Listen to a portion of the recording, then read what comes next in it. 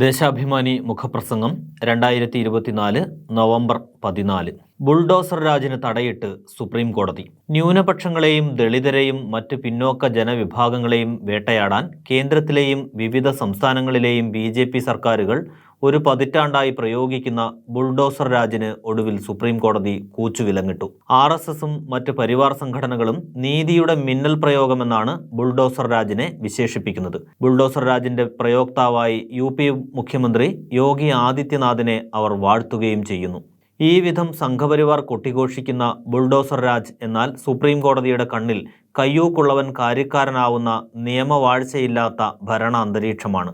സർക്കാരിൻ്റെയും ഭരണ സംവിധാനത്തിൻ്റെയും ഇത്തരം ഏകപക്ഷീയ നടപടികളെ നിയമത്തിൻ്റെ ഉരുക്കുകരങ്ങളാൽ ദാക്ഷിണ്യമില്ലാതെ കൈകാര്യം ചെയ്യണമെന്ന് ജസ്റ്റിസുമാരായ BR ഗവായിയും KV വിശ്വനാഥനും ഉൾപ്പെട്ട ബെഞ്ച് വ്യക്തമാക്കി.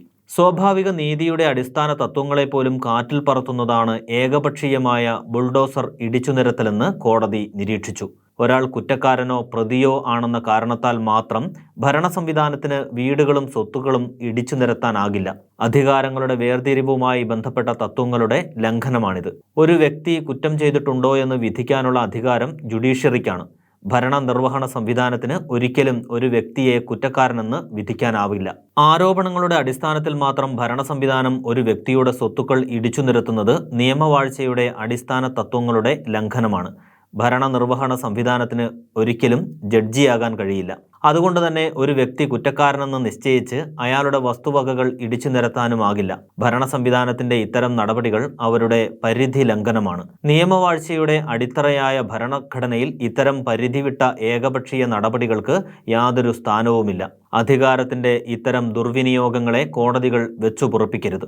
വീട് എന്നത് ഓരോ കുടുംബത്തിന്റെയും സ്വപ്നമാണ്. അത് ഇടിച്ചു നിരത്താൻ ഭരണ നിർവഹണ സംവിധാനത്തെ അനുവദിക്കണോ എന്ന സുപ്രധാന ചോദ്യമാണ് കോടതി മുമ്പാകെ വന്നത്. ഇക്കാര്യത്തിൽ ജനാധിപത്യ ഭരണ സംവിധാനത്തിന്റെ അടിത്തറയായ നിയമവാഴ്ചയുടെ തത്വങ്ങളെ പരിഗണിക്കേണ്ടതുണ്ട്. ഏകപക്ഷീയ ഭരണകൂട നടപടികളിൽ നിന്നും വ്യക്തികളെ സംരക്ഷിക്കുന്നതടക്കം ഭരണഘടന ഉറപ്പു നൽകുന്ന അവകാശങ്ങളെയും പരിഗണിക്കണം. കുറ്റാരോപിതൻ തെറ്റുകാരനാണെന്ന മുൻവിധി നിയമപ്രക്രിയയിൽ പാടില്ല. അധികാരങ്ങളുടെ വിഭജന പ്രകാരം ന്യായവിചാര നടപടികൾ പൂർണ്ണമായും ജുഡീഷ്യറിയിൽ നിക്ഷിപ്തമാണ്. ഭരണ നിർവഹണ സംവിധാനം ഒരിക്കലും ജുഡീഷ്യറിക്ക് പകരമാകില്ല.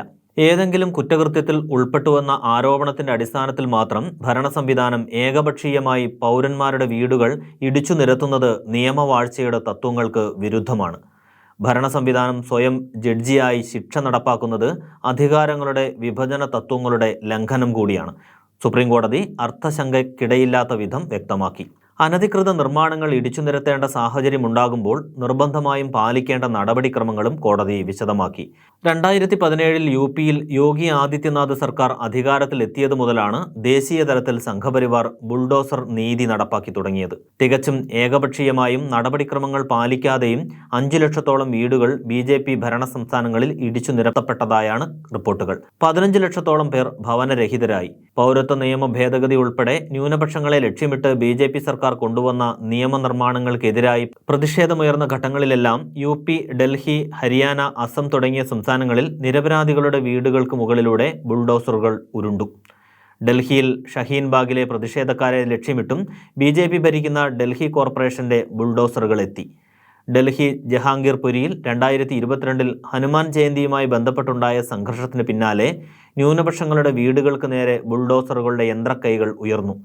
കോടതി പുറപ്പെടുവിച്ച സ്റ്റേ ഉത്തരവിന്റെ പകർപ്പുമായി CPIM പൊളിറ്റ് ബ്യൂറോ അംഗം വൃന്ദ കാരാട്ട് ബുൾഡോസറുകളെ തടഞ്ഞു നിർത്തി.